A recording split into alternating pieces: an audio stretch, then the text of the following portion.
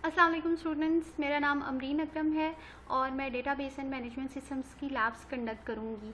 इस लैब में हम ओरेकल 12c की इंस्टॉलेशन गाइड देखेंगे और कोई लैब टास्क परफॉर्म नहीं करने। आपने सिंपल ओरेकल को अपने लैपटॉप पे या पीसी पर इंस्टॉल करना है और उसके बाद मैं आपके साथ मार्किंग स्कीम को डिस्कस करूँगी कि किस तरीके से मार्क्स की डिवीज़न हमने की है। ठीक है, सो सबसे पहले मैं ये बता दूं कि ओरेकल 12c के सेटअप के लिए मैंने यहाँ पर एक लिंक प्रोवाइड कर दिया है।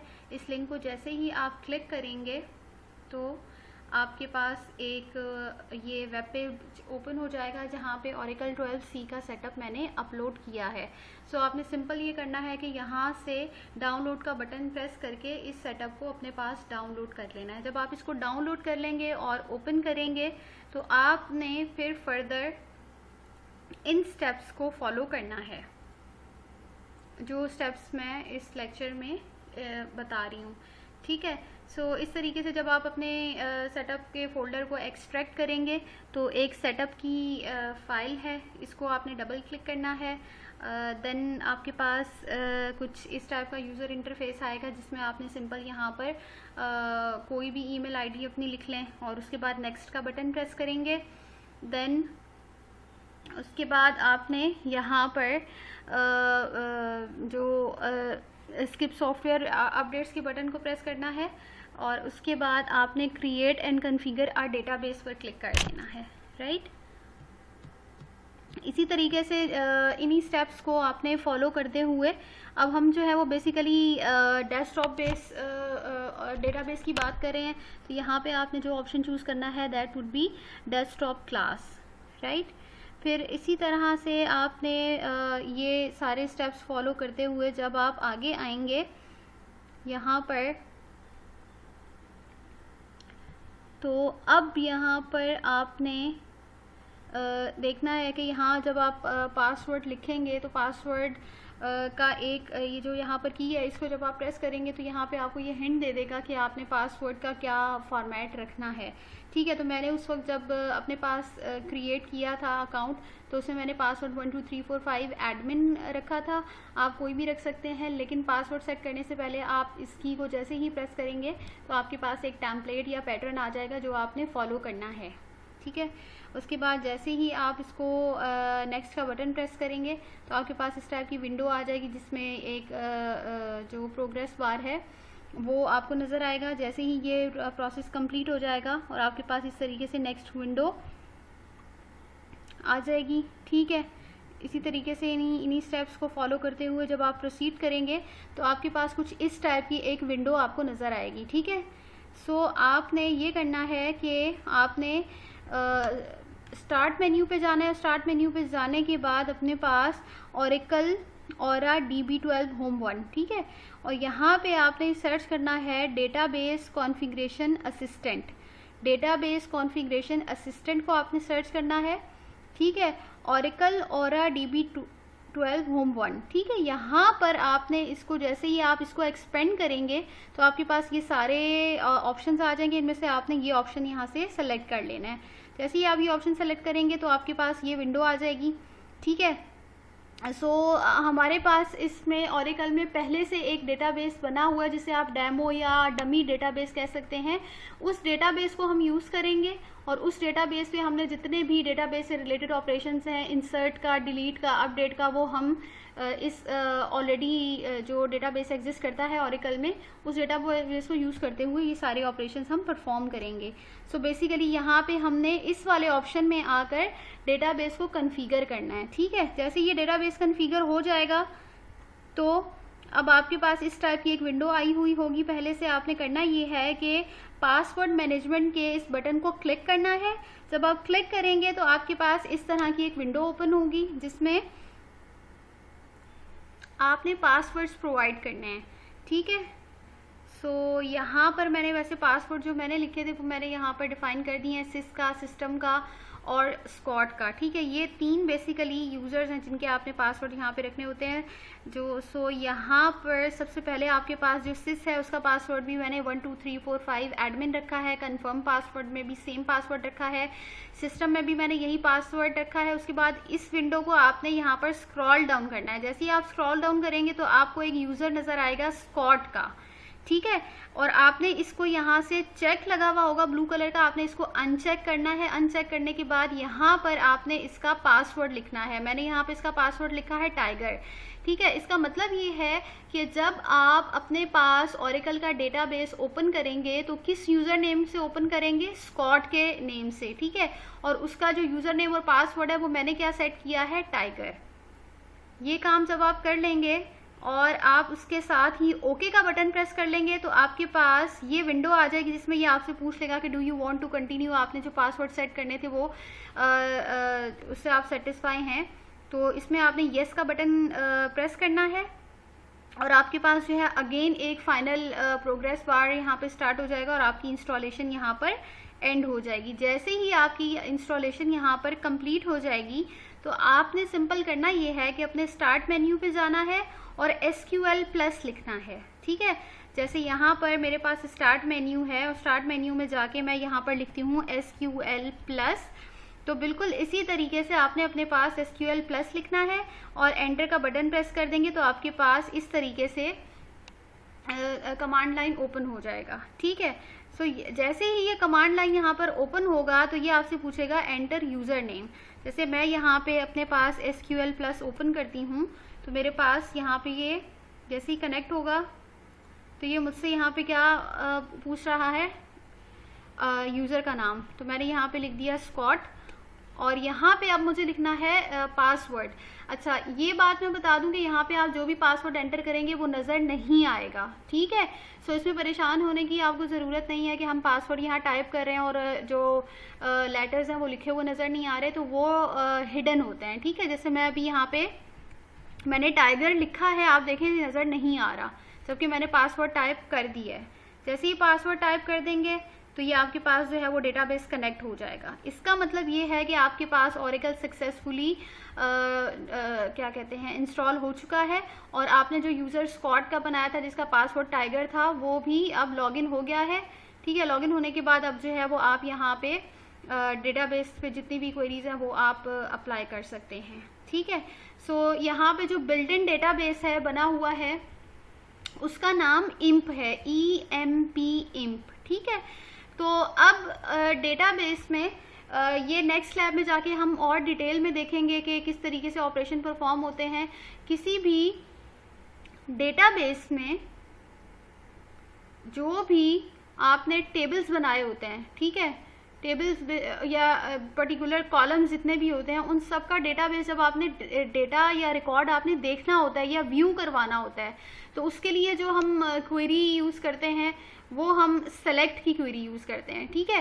फॉर एग्जांपल जब आप किसी भी रेस्टोरेंट में जाते हैं और आपको कोई मेन्यू दिया जाता है और आपने उसमें से कोई पर्टिकुलर चीज़ सेलेक्ट करनी होती है या चूज़ करनी होती है तो उसके लिए आप क्या बेसिकली कर रहे होते हैं, आप आइटम्स को सेलेक्ट कर रहे होते हैं। इसी तरीके से यहाँ पे डेटाबेस में जब भी आपने किसी पर्टिकुलर चीज़ को व्यू करवाना है, देखना है, तो उसके लिए हम क्या यूज़ करेंगे, सेलेक्ट, ठीक है। तो हमने क्या लिखा, सेलेक्ट, ठीक है। अब सेलेक्ट क्या करना है, मैं ये चाह रही हूँ कि डेटाबेस के अंदर जितने भी टेबल्स हैं सारे टेबल्स मेरे पास जो है ना वो सेलेक्ट होके यहाँ पर डिस्प्ले हो जाए। तो सारे जो एक वर्ड है ना ऑल का, तो उसके लिए हम यूज़ करते हैं स्टैरिक का, ठीक है। सेलेक्ट स्टैरिक मतलब, स्टैरिक का मतलब है सारे के सारे कॉलम्स आ जाएं। फॉर एग्जांपल अगर मैंने एक डेटाबेस बनाया उसमें मैंने roll number, first name, last name, email address, contact number, ठीक है, इस तरह के 5 मैंने डिफरेंट कॉलम्स बनाए हैं और मैं चाह रही हूँ कि उस ये जो स्टूडेंट का डेटाबेस है वो उसके अंदर जो जितने के कॉलम्स हैं वो सब के सब यहाँ पे डिस्प्ले हो जाए, तो मैं स्टैरिक यूज़ करूँगी, ठीक है। तो सेलेक्ट ऑल फ्रॉम का मतलब कहाँ से मुझे सेलेक्ट करने हैं, कहाँ से मुझे सेलेक्ट करके डिस्प्ले करवाने हैं, फ्रॉम EMP।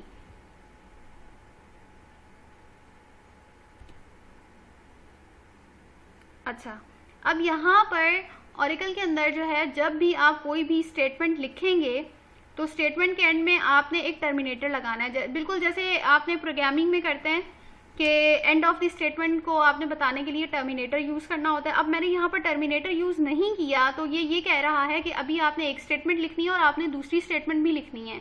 इसको कोई भी टर्मिनेटर नहीं मिला कि जिससे इसको एक इंडिकेशन मिल जाए कि ये अभी जो क्वेरी है या स्टेटमेंट है वो एंड हो चुकी है।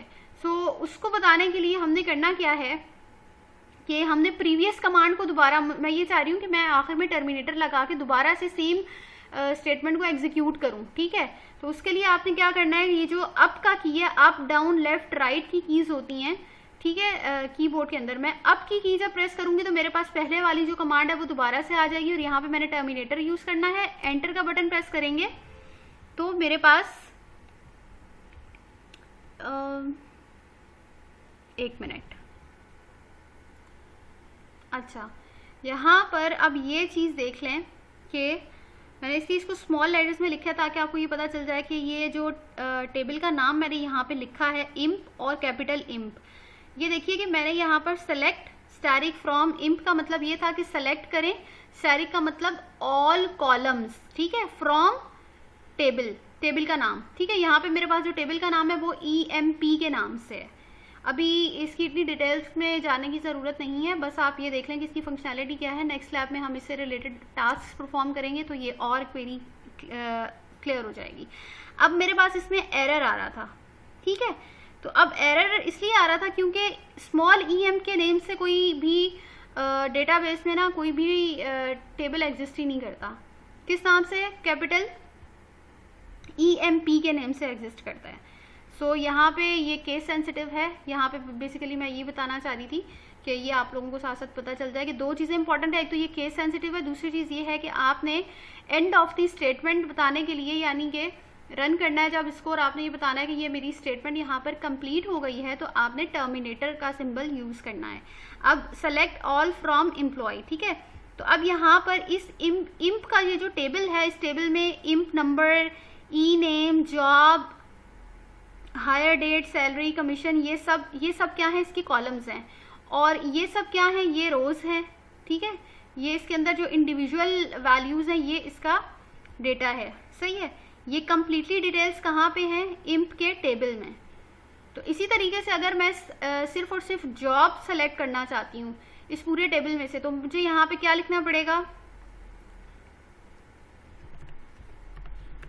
सेलेक्ट जॉब फ्रॉम EMP, ठीक है। सो यहाँ पे मेरे पास जितनी भी जॉब्स हैं वो आ गई हैं। सो यहाँ तक सेम ये हमने टास्क परफॉर्म कर लिया है कि आपने सिंपल अपने पास ओरेकल का सेटअप डाउनलोड करना है, उसे इंस्टॉल करना है। इंस्टॉल करने के बाद आपने इसका SQL+ ओपन करना है, स्कॉट और टाइगर आपने एंटर करना है, देन आपने सेलेक्ट स्टैटिक फ्रॉम इम्प की क्वेरी आपने यहाँ पर रन कर देनी है। अभी आपके पास जो नेक्स्ट यहाँ पर हम डिस्कस करेंगे वो कोर्स इवैल्यूएशन है। लैब परफॉर्मेंस के आपके 20 मार्क्स हैं। लैब परफॉर्मेंस बेसिकली आपके लैब के जो भी असाइनमेंट्स हैं वो हैं। Mid term exam, final term exams 15 marks के होंगे, ठीक है। Then we have a project of 2 members, 2 members maximum project बना सकते हैं और मिनिमम 1 मेंबर। सो 50 मार्क्स का ये प्रोजेक्ट है जो कि आपने end of the semester submit करवाना है। सेकेंड पार्ट में मैं ये बताऊंगी कि ये आपका LMS है, लर्निंग मैनेजमेंट सिस्टम, जिसमें लेक्चर नोट्स के सेक्शन में सारे लेक्चर्स अपलोड करूँगी मैं, ठीक है। ये जो फर्स्ट लेक्चर मैंने अपलोड किया है इसमें 2 वर्ड की फाइल्स हैं, ठीक है। फर्स्ट वाली मैंने यहाँ पर एक्सप्लेन भी कर दिया है, ठीक है। सबसे पहला ये जो लिंक है ये ओरेकल 12C का लिंक है। जैसे ही आप इस लिंक को क्लिक करेंगे तो आप जो है जो भी ओरेकल 12C का सेटअप है उसको डाउनलोड करने का सेटअप आपको मिल जाएगा, सही है। देन यहाँ पे मैंने फेसबुक के ग्रुप का एक लिंक दे दिया है। ये ग्रुप सब स्टूडेंट्स से ज्वाइन करना है क्योंकि आपकी लैब से रिलेटेड जितनी भी क्वेरीज़ हैं वो यहाँ पे आप पोस्ट कर सकते हैं। अगर किसी के आउटपुट में कोई इशू आ रहा है या इंस्टॉलेशन में कोई भी प्रॉब्लम हो रही है तो ये आप यहाँ पर इस ग्रुप पर शेयर कर सकते हैं। देन यहाँ पर ये जो 2 फाइल्स मैंने अपलोड की हैं, इनमें से जो फर्स्ट वाली फ़ाइल है वो आज का लेक्चर है PDF फॉर्म में, और जो सेकंड वाली फ़ाइल है वो लैब फाइल्स, जो भी लैब के टास्क हैं उनको सबमिट करवाने के लिए मैंने एक टेम्पलेट बनाया है। ये टेम्पलेट है बेसिकली। सो आपने यहाँ पर जो भी कोडिंग है वो कॉपी पेस्ट करनी है और उसके नीचे स्क्रीनशॉट लगाना है। ठीक है, सो आपने ये टेम्पलेट फॉलो करना है। ये दोनों फाइल्स मैंने यहाँ पर अपलोड कर दी हैं। फिर हमारे पास है असाइनमेंट का सेक्शन। असाइनमेंट के सेक्शन में जो फर्स्ट असाइनमेंट मैंने अपलोड किया है उसमें कुछ भी नहीं है, सिंपल इंस्टॉलेशन आपने करनी है। सो आपने अपने लैपटॉप पे या PC पे इंस्टॉलेशन करनी है Oracle 12c की, और इंस्टॉल करने के बाद आपने ये जिस तरह से मैंने इस फाइल में बताया है कि जब इंस्टॉलेशन कंप्लीट हो गई है और मैंने इस तरह से ये कमांड लाइन ओपन किया है SQL प्लस का, और उसके बाद ये जो मैंने काम किया है सेलेक्ट स्टैटिक फ्रॉम एम्प्लॉय, आपने इसी तरीके से लिखना है और ये आपके पास रिकॉर्ड आ जाएगा। ठीक है, आपने इसका स्क्रीनशॉट बेसिकली लगाना है और ये एज अ टास्क आपने सबमिट करवा देना है। ठीक है, ये जब आप असाइनमेंट के सेक्शन में आएंगे तो आपको जो भी असाइनमेंट मैंने अपलोड किया होगा वो नज़र आ जाएगा। ठीक है, अब इसी स्क्रीन पे आपको नज़र आ रहा है वीडियो लिंक्स। तो ये बेसिकली जो भी वीडियो मैंने अभी रिकॉर्ड की है, हर लेक्चर की वीडियो मैं रिकॉर्ड करके पहले से आपको दे दूँगी और आपने सिंपल उस वीडियो को देखना है टिल दी एंड, और उससे रिलेटेड अगर कोई क्वेश्चन होगा तो वो आप मुझसे जूम के लाइव सेशन में आकर पूछ सकते हैं। सो जब आप इस लिंक को क्लिक करेंगे तो जो आपके पास वेबसाइट ओपन होगी वो गूगल ड्राइव की है, जिसपे मैं सारे वीडियो लेक्चर्स अपलोड करूँगी। ठीक है, आप अपने पास Oracle के सेटअप को इंस्टॉल कर लें एज सुन एज पॉसिबल, ताकि नेक्स्ट लैब में जब हम लैब टास्क परफॉर्म करें तो कोई स्टूडेंट मुझे ये ना कहे कि मेरे पास जो है Oracle इंस्टॉल नहीं है। इस पूरे वीक में आपको कभी भी कोई भी प्रॉब्लम फेस करना पड़ता है तो आप मुझसे पूछ सकते हैं। और दूसरा पॉइंट ये है कि इस लैब टास्क को सबमिट करवाने के लिए आपको 3 दिन मैं दूंगी। उन 3 दिनों में आपने लैब टास्क को सबमिट करवाना है। कुछ भी बीच में कोई भी इशू आता है आप मुझसे पूछ सकते हैं, मैं जूम पे स्क्रीन शेयर करके आपके जो भी क्वेरीज होंगी वो लाइव सेशन में रिजॉल्व कर दूंगी। ठीक है।